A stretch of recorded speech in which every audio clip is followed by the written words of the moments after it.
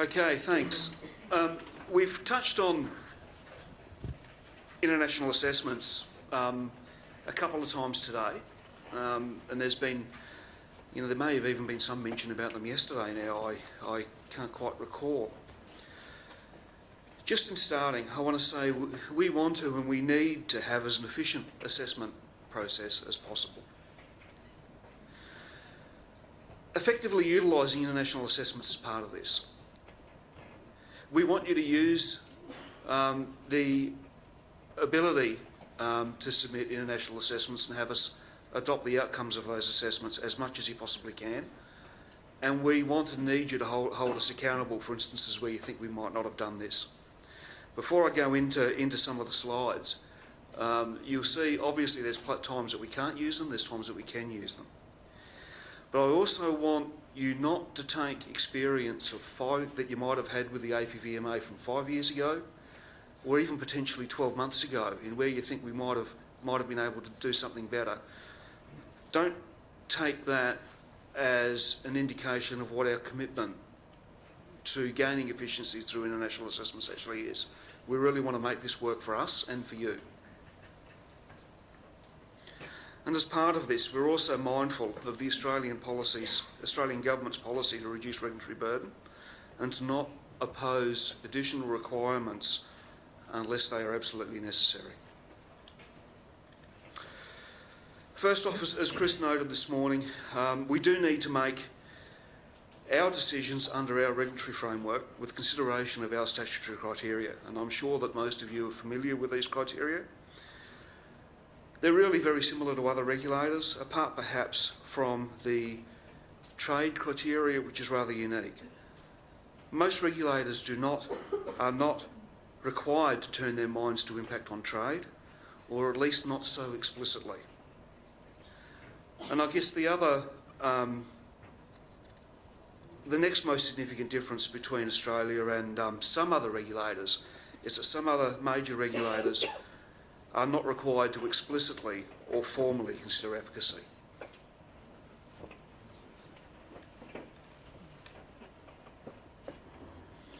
Our assessment framework is risk-based and is consistent with internationally accepted guidance. And I also want to note that international best practice, as elucidated by Codex, by OECD and others, allows consideration of country-specific risks by national regulators.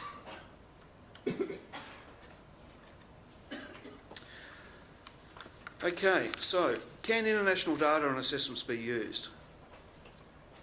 The answer is yes. Hazard assessments and data related to hazard assessments have general relevance. So assessments regarding toxicology, environmental fate, metabolism, wherever they're done, wherever that data is generated, it has a great deal of relevance to Australia. Risk assessments and related data, well, the relevance varies depending upon use and the agricultural system. So when may the international data be relevant? Well, when the data is generated according to accepted international guidance, such as that of OECD and BEIS, and on a risk basis when the data addresses the use pattern as proposed in Australia. So the relevance of the data varies depending upon how well it addresses the proposed use pattern you're bringing to Australia. Now, obviously it's highly relevant if the use pattern's the same, but please, if you've got international data, if you've got an international assessment, international data that differs somewhat to the use you want to bring to Australia, that doesn't rule out that data's usefulness. Now, I'll come to again later. We've talked a number of times this morning about pre-application assistance. I really encourage you to use pre-application assistance as much as you possibly can, and particularly when you're considering bringing international assessments to us for consideration.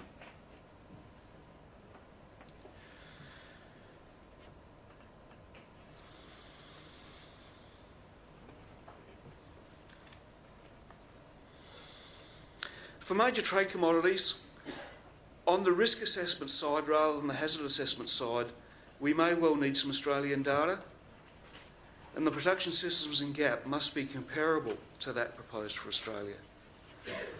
And for instance, in field crops, the systems can be quite different to those overseas.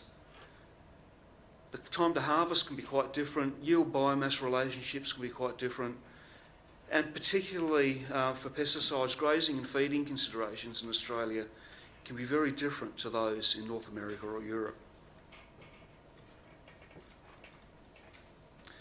International assessments.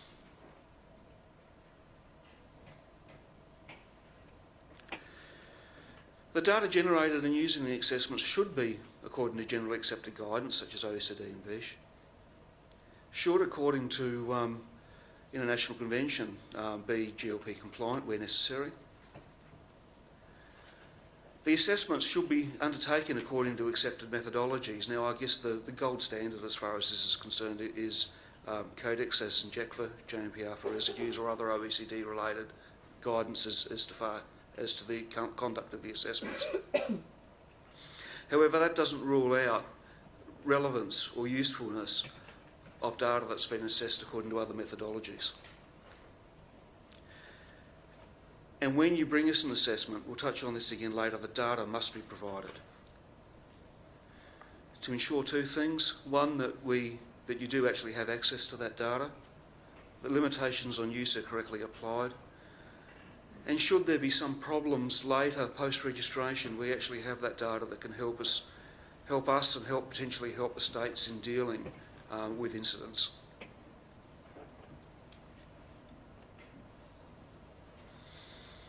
Can international decisions be used? In short, I'll say no. Now, I want to make it clear about what I'm saying is an international decision. We can't take an approved label from overseas or a single page summary from overseas as saying they've got an approved use, and we can't base our decision on that. We need to make decisions under our statutory criteria, under our legislative framework, and we need to have the information to enable us to do that. There are also local requirements such as labelling and poisoning scheduling that need to be addressed, and standards assessment. This doesn't mean that there won't be timeframe reductions or that there's not efficiencies with the use of those assessments. There are some very, very significant efficiencies that can be gained.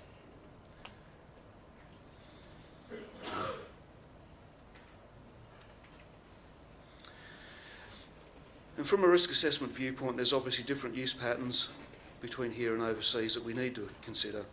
There's those crop-related differences or animal husbandry-related differences that I touched on earlier. There's also differences in food consumption patterns, and we need to do our local dietary exposure assessments. Differences in animal feeding is another very important one. The way our livestock husbandry systems here in Australia are quite different to those of North America and Europe again. For instance, when MRLs are considered for livestock commodities from pesticide use in North America,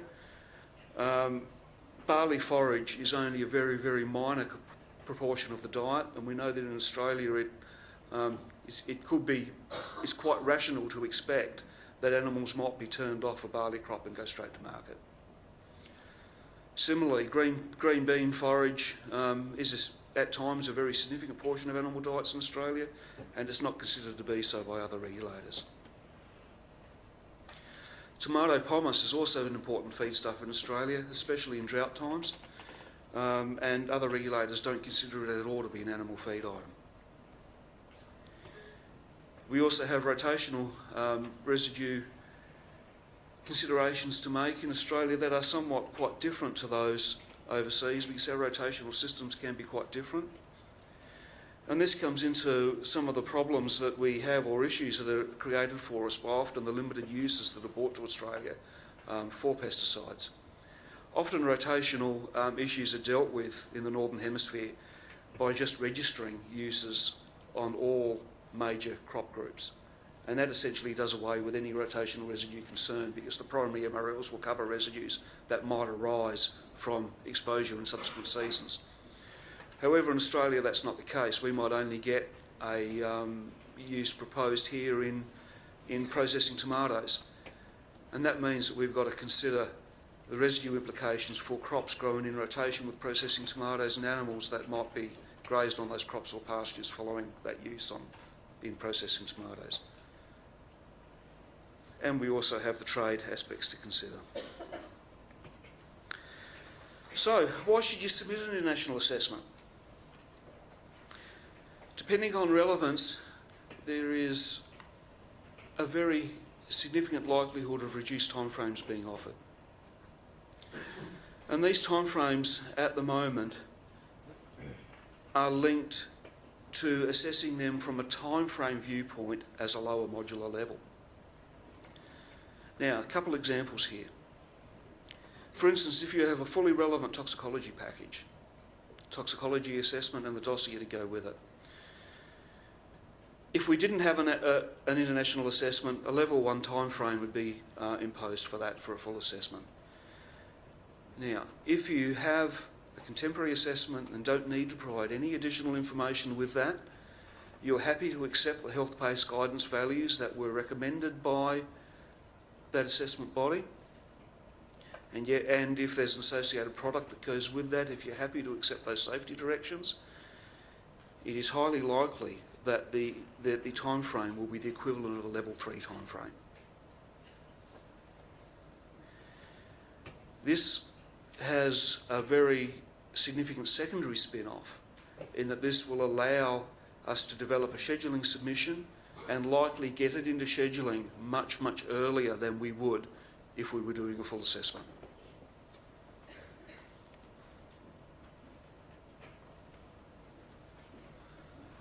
Again, perhaps something that's a little more risk-based.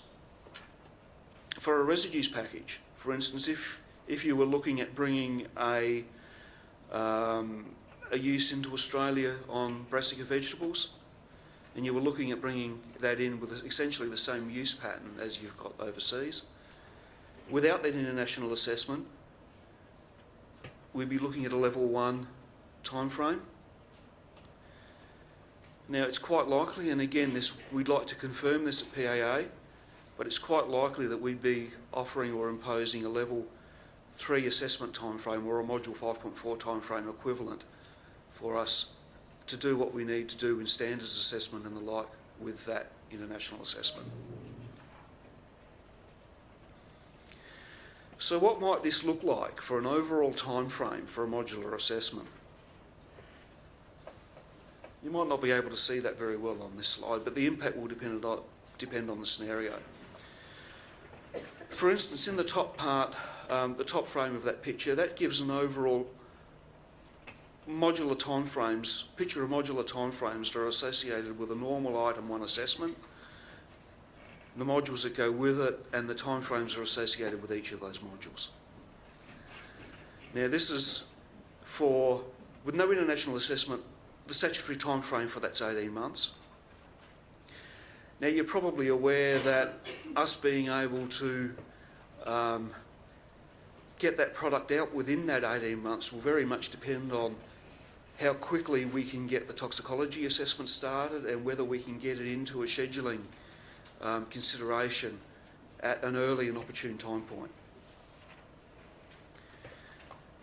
So that 18 months can sometimes be very difficult to make. With an international assessment, you'll see that each of those bars is actually quite much shorter. And taking into account the fact that we do need to go to poison scheduling, and that scheduling process is somewhat drawn out, we're likely to get that out the door in 14 months. And I think it's probably fair to say that we're much more likely to get that through in that 14-month time frame than we are to get the item 1 through in 18 months. Now, the relative time frame reductions may be greater, or probably will be greater, when scheduling is not involved. So, how do you submit an international assessment? We've noted that pre-application assessment, pre-application advice is recommended, highly recommended, and at that point we'll be able to confirm requirements and likely timeframes. There's a whole range of things there that are needed. I'll just summarise this in saying we need the full international assessment and we need the data that goes with that assessment. And we need that to be For those timeframe reductions to be realised, we need that submitted at day one. We're often in the scenario at the moment where, yes, we say we've got an international assessment, we say we've got the data might be submitted, but the assessment we might get might be a one-page summary printed off a website.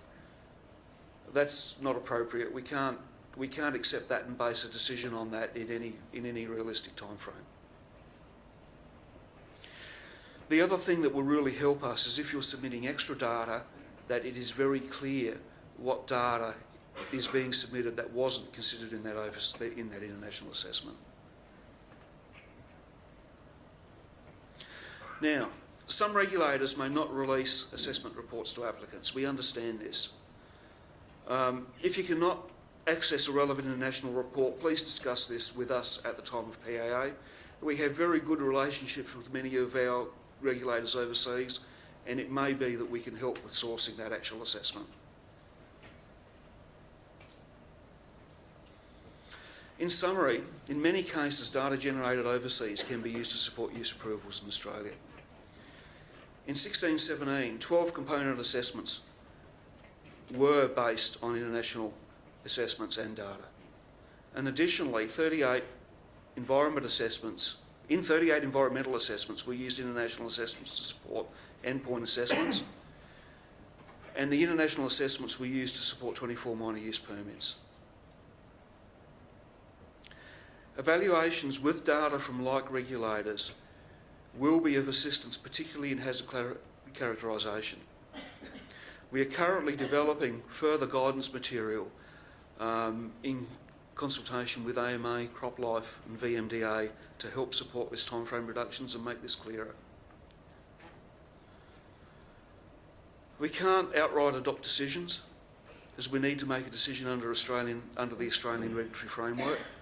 But please, I want it to be really clear that we are committed to making very significant timeframe efficiencies out of this, and part of applying these notionally shorter modular timeframes will elevate submissions with international assessments in the queue. So not only will they take less time to do, but they'll come around to being considered quicker. And if you've got any questions, please feel free to ask us. Thank you.